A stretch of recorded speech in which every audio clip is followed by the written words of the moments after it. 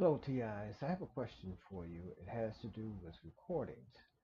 I had a conversation with someone yesterday, and they had mentioned that they recorded quite a bit and then uh, took those recordings and submitted them to, I guess, legal to maybe the authorities, and they got nowhere with them. So my question, see, I record a lot. I record every day, and I feel like those recordings have substance. So I was wondering what you all thought about that. Whether you think you should record or whether you shouldn't record, and it's a waste of time. And I'll tell you my reason or reasons for recording and why I think every TI should. Um, it has to do with their playbook, number one, and the repetition, number two. Because everything that they do, they have to repeat over and over and over again. And if you really count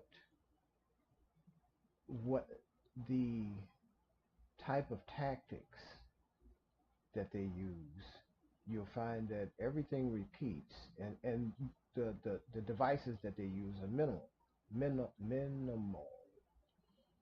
Uh, automobiles, cars, trucks, um, buses, bicycles, uh, you know, and then if they're using people in a gang stalking fashion or street theater, different things like that. Again, uh, these things are it's basically the same thing over and over and over again, and patterned, you know, patterned so that mm, certain things that you do, like when I walk out the front door, they might have a car parked right there in front of me in the alley, lights blazing, bright lights on. Same thing over and over again, uh, or they'll have someone walking by with a dog, and again, people say, well, people walk dogs, yeah, but it's the frequency, and that's one of the things that I wanted to talk about. If you find someone who deals with chance, you know, I don't know what type of person we would find to do that, odds maker, uh, actuarial, behavioral scientist, analyst, an analytical behavioral scientist. I don't know where the where the word should go, but anyway, the modifier. But there are people who understand chance and the odds of something happening to a specific person at a specific time. You know, um, so this is why I feel like it's really important uh, to record, because the difference between me recording versus 10,000 people and it's happening to the same identical thing is happening to everybody. You look at the pattern and everybody says, when I walk out the door, I got bright lights shining at me. You know, when I walk out the door, there's always somebody coming by on a bicycle in a red shirt. The frequency. Um, these are the things that I think that are important. And when you have 10,000 people that's showing that the same thing is happening to them every time they walk out the door versus, the number of people that, the odds makers. There's odd makers out there who determine these type of environmental factors. And, I think that if it's presented properly, uh, and showing the number of people that it's happening to, that we have a better chance of showing that this thing is real versus uh, only one or two people doing this at one time. So I need your opinion. I need to know what you think. First of all, whether or not recording is worth it, versus not. And then when I talk about numbers, if you have 10,000 people are who who are recording the same type of tactics, uh, like I said, chance. You have people who say, well, it's just a coincidence.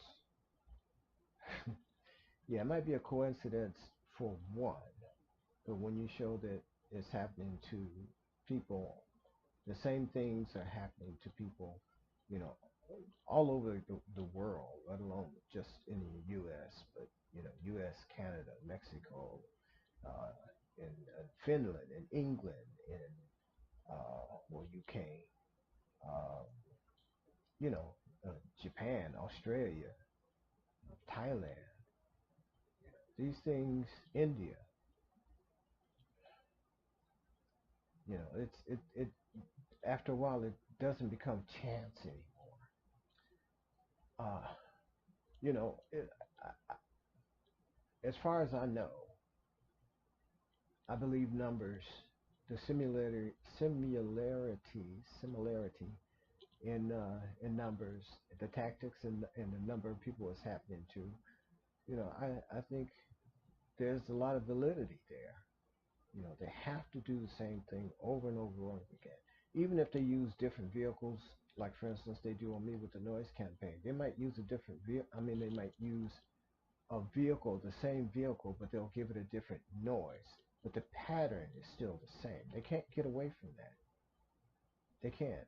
I lean myself, I go into the kitchen, I lean down towards the cabinet door to get something out of the door, and they make a noise, and that's consistent, regardless of whether they change up and they use, maybe one time they'll use a gate slamming, maybe one time they'll have the dogs bark, maybe one time they'll do the motorcycle or whatever the case may be, but it's still the same. So if I'm recorded in my kitchen, which I'm doing now, I record me live in whatever function I'm doing in the kitchen. So, um, they can't get away from that, and they want to have maximum effect. That's the that's what I'm, you know, that's what I'm, you know, pretty much. I'm getting that feeling that they do that for maximum effect.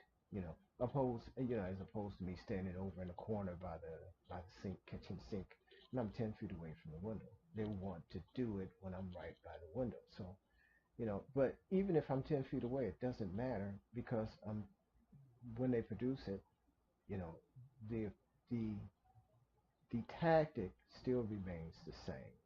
You know, um, so that's why I say to me, it's there's some validity behind recording and showing the similarities of how they work. So I'm just interested in discussion. I'm not saying that people are right or wrong. This is just, you know, we all have opinions, right? I'm sharing mine. And my opinion is that we should record and start matching up the tactics and that we have basis for submitting it to the legal system to show that, these things are not random. They're not by, uh, you know, it's not random. That it's done by design. It's a playbook. The playbook is small. It's not big. It's small. So let me know. Comment below. All right. I'd be interested in hearing what type of feedback I get back. Um, all right. So peace and love to everyone and stay prayerful and vigilant.